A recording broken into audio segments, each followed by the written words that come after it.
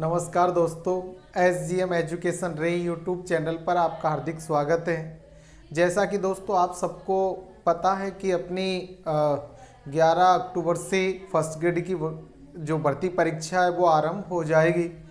तो हमारा first grade, second grade और रीट मेंस को लेकर जो टारगेट चल रहा था दोस्तों, उसमें हमने काव्य शास्त्र और व्याकरण कंप्लीट पढ़ लिया था। अब हमारा जो चल रहा है वो है सेशन जिसमें आप पढ़ रहे हैं दोस्तों हिंदी साहित्य का इतिहास।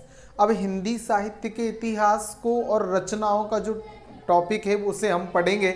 ये सभी भर्ती परीक्षाओं के लिए मोस्ट है। वैसे तो आपके सेकंड ग्रेड, फर्स्ट ग्रेड भर्ती परीक्षाएं तो है ही है, साथ में टीजीटी, पीजीटी, केवीएस या अन्य और सभी भर्ती परीक्षाओं में जो शिक्षक भर्ती परीक्षा उनके लिए अधिक मोस्ट है दोस्तों ये। तो हमारा जो विषय चल रहा था, जो टॉपिक चल रहा था इस समय, वो चल रहा था आपके आदिकाल। और आदिकाल में हमने देखा कि आदिकाल में मुख्यतः 4 प्रकार के जो रचनाएं या 4 प्रकार का काव्य था, जिसमें पहला था रासो काव्य, जिसमें चारण और भाटो द्वारा लिखा गया था। दूसरा था रास काव्य, जो जैन काव्य भी कहलाता है, जो जैन कवियों द्वारा लिखा गया। और तीसरा था सिद्ध काव्य, जो सिद्ध कवियों द्वारा, जो 84 सिद्ध है उनके द्वारा लिखित था। और चौथा था दोस्तों नाथ साहित्य, जो 9 नाथों द्वारा रचित था। तो आज हम सिद्ध साहित्य पर डिस्कस करेंगे कि सिद्ध साहित्य में मुख्य सिद्ध कौन से थे और उनके द्वारा लिखी गई रचनाएं कौन कौन सी थी। और सबसे पहले सिद्ध साहित्य की विशेषताएं या प्रवृत्तियां देखते हैं। तो सिद्ध साहित्य या हम कहें कि बौद्ध साहित्य, बौद्ध धर्म को 2 भागों में विभाजित कर दिया था, महायान और हीनयान। तो जो हीनयान है उसकी जो वज्रयानी शाखा है उसी में सिद्ध थे दोस्तों। तो ये वही सिद्ध साहित्य है जो बौद्ध साहित्य भी कहलाता है। इनकी सामान्य विशेषताएं, सबसे पहले सिद्धों का संबंध पूर्व उत्तर भारत से रहा है। जितने भी सिद्ध थे उनका मुख्यतः संबंध पूर्व उत्तर भारत से रहा, जिसमें नेपाल है, उड़ीसा है, बंगाल है, तिब्बत है आदि जो राज्य है, ये मुख्यतः सिद्धों के अड्डे थे। सिद्ध अधिकतर यहीं मिले हैं दोस्तों। इनका समय 8वीं सदी से 13वीं सदी तक माना जाता है। सिद्धों का जो समय है वो 8वीं सदी से और 13वीं सदी तक का माना गया है दोस्तों। इनका मुख्यतः समय 8वीं से 13वीं सदी है। आचार्य शुक्ल ने इनकी संख्या 84 बताई है। आचार्य शुक्ल सिद्धों की संख्या 84 मानते हैं। राहुल सांकृत्यायन जिन्होंने सिद्ध साहित्य लिखा, वो भी इनकी संख्या 84 मानते हैं दोस्तों। तो इनमें मुख्य सिद्ध है सरहपा, जो हिंदी के पहले कवि भी माने जाते हैं, शबरपा, डोम्भिपा, लुईपा, लीलापा, विरूपा, कन्हपा, कुक्कुरीपा आदि प्रमुख सिद्ध थे। ये प्रमुख सिद्ध कवि कह सकते हैं हम, या प्रमुख सिद्ध थे। बाकी इनकी संख्या है 84। कुल संख्या तो 84, उसमें से हमने सरहपा, शबरपा, डोम्भिपा, लुईपा, लीलापा, विरूपा, कन्हपा, कुक्कुरीपा, ये लगभग 8 मुख्य सिद्धों के बारे में डिस्कस किया है दोस्तों। सिद्ध लोग अपने नाम के आगे आदरार्थक पा जोड़ते थे, जैसे सर है पा आदि। कहने का मतलब ये अपने नाम के आगे पा शब्द जोड़ते थे, जो आदरार्थक शब्द कहलाता था। जैसे नाथ अपने नाम के आगे नाथ लगाते थे, जैसे चरपटीनाथ, गोरखनाथ, ऐसे ही सिद्ध लोग अपने नाम के आगे पा शब्द जोड़ते थे, जो उनके आदर का भाव प्रकट करता था। इसी क्रम में सिद्धों की भाषा को संध्या अथवा संध्या भाषा के नाम से भी पुकारा जाता है। ये जो सिद्धों की भाषा थी, इसे संध्या भाषा अथवा संध्या भाषा के नाम से पुकारा जाता है। सिद्धों की भाषा में उलटवासी शैली का पूर्व रूप देखने को मिलता है। इनकी भाषा में उलटवासी शैली, कहने का मतलब जो कबीर के साहित्य में जो उलटवासियां हैं उनकी पूर्व शैली सिद्धों के साहित्य में मिलती है दोस्तों। इसी क्रम में इस साहित्य में तंत्र साधना पर विशेष बल दिया है सिद्धों ने। सिद्धों ने अपने साहित्य में तंत्र मंत्र पर विशेष बल दिया था दोस्तों। इन्होंने भक्ति भाव को कम और मंत्रों को अधिक महत्व दिया। सिद्ध साहित्य में शिव और शक्ति के युगल रूप की साधना की जाती है। शिव और शक्ति दोनों को महत्व देते हैं दोस्तों। इसमें जाति प्रथा एवं वर्ण भेद व्यवस्था का विरोध किया गया है। इनके साहित्य में, इनके काव्य में जाति प्रथा और वर्ण भेद जो व्यवस्था उसका पूरी तरह खंडन किया है, विरोध किया है। ये जाति व्यवस्था और वर्ण भेद को नहीं मानते थे। इनके लिए सर्वधर्म समभाव या सर्व जाति का भाव था, सभी को बराबर महत्व देते थे। इन्होंने ब्राह्मणवाद, पुरोहितवाद एवं वैदिक धर्म का खंडन किया है। इन्होंने जो, जैसे कि हमने देखा कि वर्ण भेद जब किया गया तो 4 जातियों में हमारे सभी लोगों को बांट दिया था, जिसमें ब्राह्मण, क्षत्रिय, वैश्य और शूद्र। तो इन्होंने जो ब्राह्मणवाद चल रहा था कि ब्राह्मणों को अधिक महत्व देना आदि, उसको नहीं माना था। पुरोहितवाद और इन्होंने वैदिक धर्म आदि का भी खंडन किया। ये शास्त्रीय पक्ष के स्थान पर अनुभूति के ज्ञान पर बल देते थे। शास्त्रों में जो लिखा है या शास्त्रों में लिखे हुए के पक्ष या लिखे हुए के आधार पर अपने मत को श्रेष्ठ मानने के बजाय ये अनुभूति के बल पर, अनुभूति पर अधिक बल देते थे। कहने का मतलब जो अनुभव किया उस ज्ञान को अधिक महत्व देते थे। ये शास्त्रों में लिखे हुए को नकारते और अनुभव किए ज्ञान को विशेष महत्व देते। सिद्धों में पंच मैकार की दुष्प्रवृत्ति देखने को मिलती है।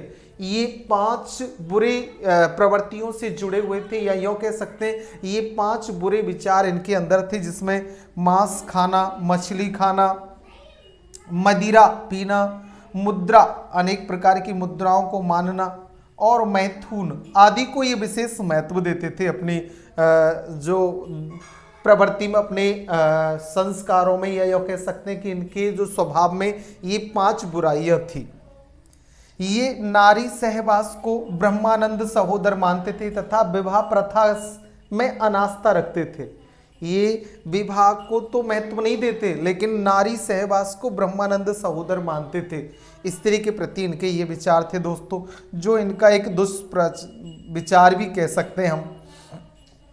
सिद्धों के चर्या पदों की संध्या भाषा दृष्टिकूट शैली में रचित है।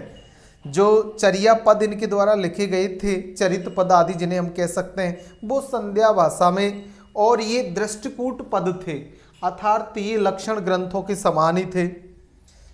सिद्ध सराहपा को हिंदी का पहला कवि भी मानते हैं। मंत्रों द्वारा सिद्धि चाहने वाले सिद्ध कहलाए। जो मंत्रों से सिद्धि प्राप्त करना चाहते थे, इसलिए इनको सिद्ध कहा गया। श्रीशैल या श्री पर्वत सिद्धों का प्रधान स्थान बन गया था। मंजूश्री और मूल कल्प ग्रंथ यहीं पर लिखे गए। मंजूश्री नामक ग्रंथ और मूल कल्प ग्रंथ यहाँ श्रीशैल पर्वत पर ही लिखे गए थे दोस्तों। सिद्ध साहित्य में गुरु की महत्ता पर बल दिया गया है। इन्होंने गुरु को विशेष महत्व दिया था।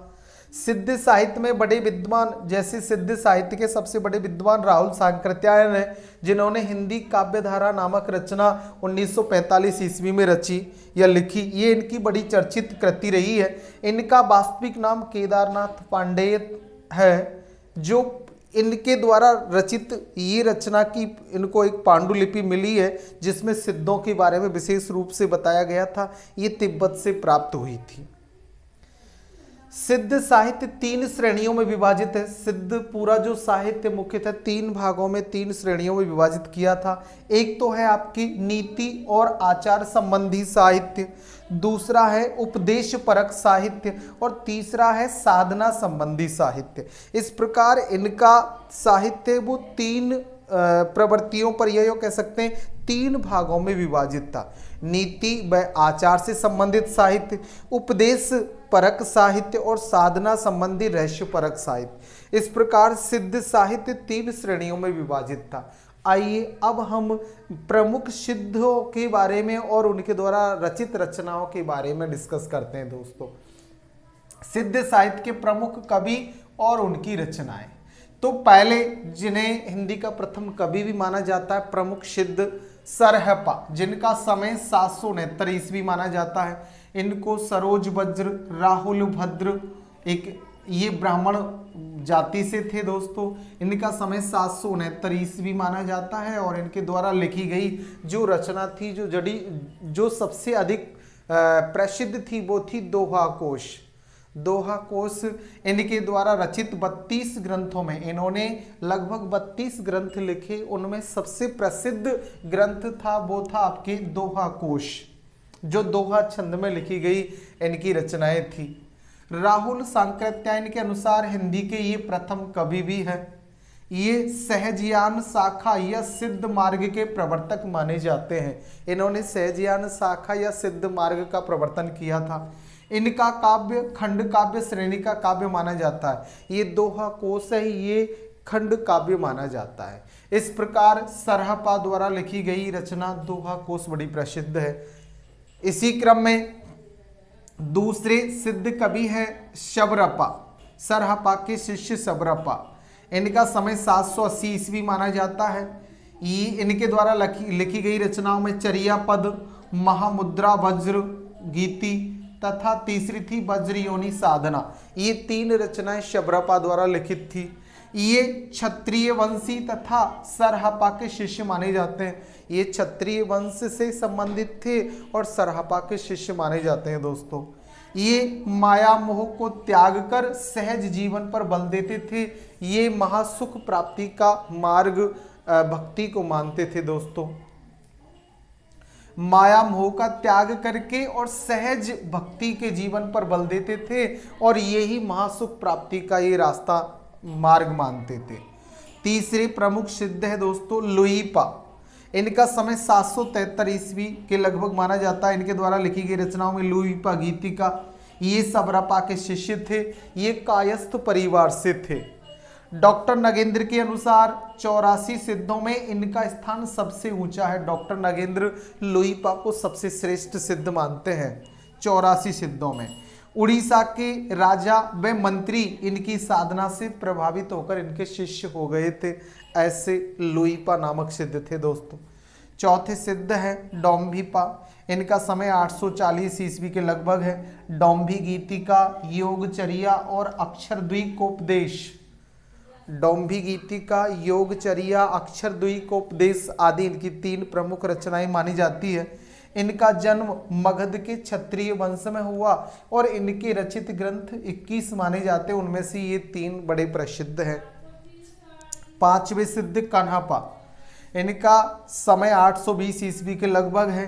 इनके द्वारा लिखी गई रचनाओं में चर्याचर्य विनिश्चय या कन्हपाद गीतिका, चर्याचर्य विनिश्चय और कन्हपाद गीतिका नामक 2 रचनाएं बड़ी प्रसिद्ध हैं। इनका ब्राह्मण परिवार में जन्म हुआ। सिद्ध जालंधर पाक के शिष्य थे।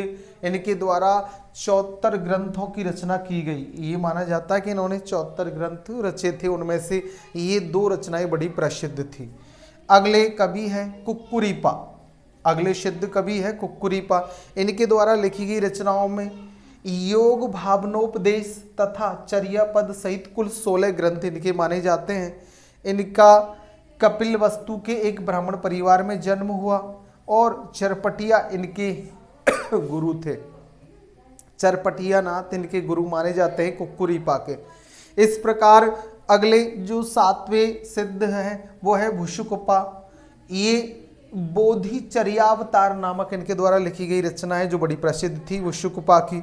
इसी क्रम में जालंधरपा, जिनके द्वारा वियुक्त मंजरी गीति और भावनाक्रम हुंकार गीति आदि 3 रचनाएं लिखी गई जो बड़ी प्रसिद्ध थी। वियुक्त मंजरी गीति, भावनाक्रम और हुंकार गीति ये जालंधरपा की रचना थी। तो इस प्रकार यहाँ हमने आज कुछ मुख्य सिद्धों कवियों के बारे में और उनकी रचनाओं के बारे में डिस्कस किया। तो दोस्तों हमने देखा कि अपना जो आदिकाल है उसमें मुख्यतः 4 प्रकार का साहित्य था, जिसमें पहला रासो साहित्य, दूसरा रास साहित्य, तीसरा सिद्ध साहित्य और चौथा नाथ साहित्य, जिसमें हम अगली कक्षा में डिस्कस करेंगे। दोस्तों अपने सभी मित्रों को शेयर करें, अच्छा पढ़े दोस्तों और अपने उन्नति के मार्ग पर आगे बढ़े। धन्यवाद।